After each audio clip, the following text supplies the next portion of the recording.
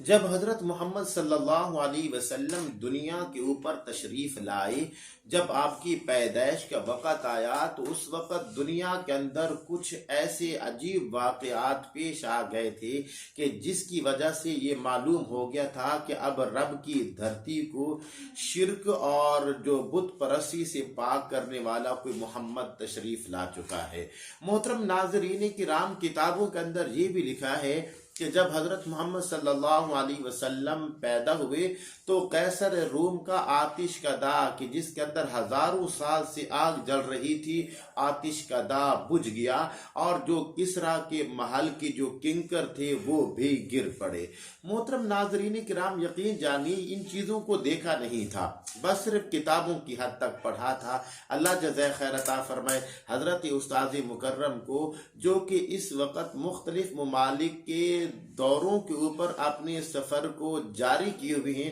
تو جب حضرت استاد مکرم یہاں پر پہنچے کسریٰ کے محل کو دیکھنے کے لیے، تو وہاں پر حضرت استاد مکرم نے جو کسریٰ کے محل کی ویڈیو ہے وہ ویڈیو بنا کر بھیجی، اور ساتھ ہی کسریٰ کے محل کے ساتھ دریائے دجلہ کی بھی ویڈیو انہوں نے بنا کر بھیجی ہے۔ محترم ناظرین کرام، یقین جانیے جب آپ اس کسریٰ کے محل کو دیکھیں گے اور اس کی بڑی بڑی دیواروں کو دیکھیں گے جو کہ ایک قلعہ نما ہے، تو آپ کی جو عقل ہے وہ حیران ہو جائے گی۔ لیکن خالق کائنات نے ان تمام چیزوں کو قائم اور دائم رکھا ہوا ہے تاکہ جو لوگ ہیں وہ اس سے عبرت حاصل کریں۔ محترم ناظرین کرام، آپ سوچ رہے ہوں گے کہ دریائے دجلہ پتہ نہیں کیا چیز ہے۔ یاد رکھیے، دریائے دجلہ وہ ہے کہ اس کے اوپر حضرت سعد بن ابی وقاص اور جو آپ کے ساتھ مجاہدین تھے، جو حضرات صحابہ کرام تھے، انہوں نے اس کے اندر گھوڑے دوڑا دیے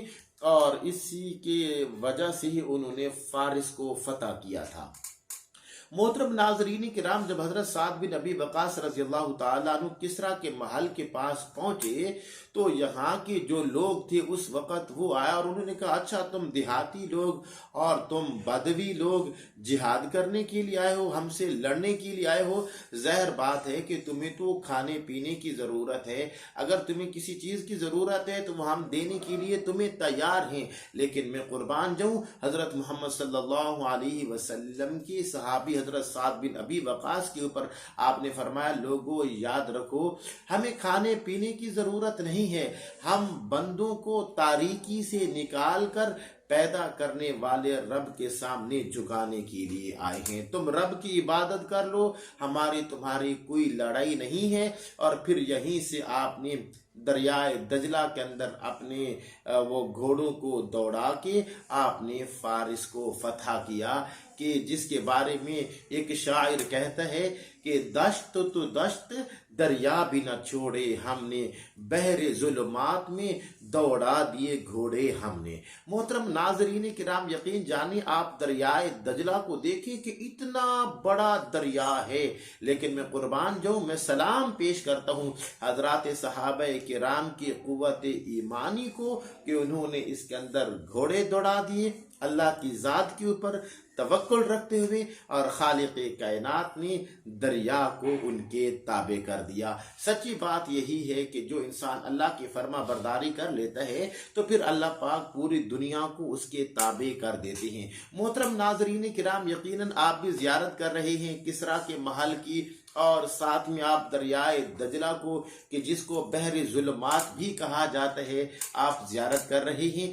اب آپ کی ذمہ داری ہے کہ جتنا ہو سکتا ہے آپ اس ویڈیو کو وائرل کرنے میں میرا ساتھ دیجئے، تاکہ کتنے اور لوگ ہیں کہ جنہوں نے کسریٰ کے محل کو نہیں دیکھا، صرف علماء کی زبان سے سنا ہے، کتنے لوگ ایسے ہیں کہ جنہوں نے دریائے دجلہ کو نہیں دیکھا، صرف حضرات علماء کرام کی زبانوں سے ہی سنا ہے۔ چلو وہ بھی اس کی زیارت کر لیں۔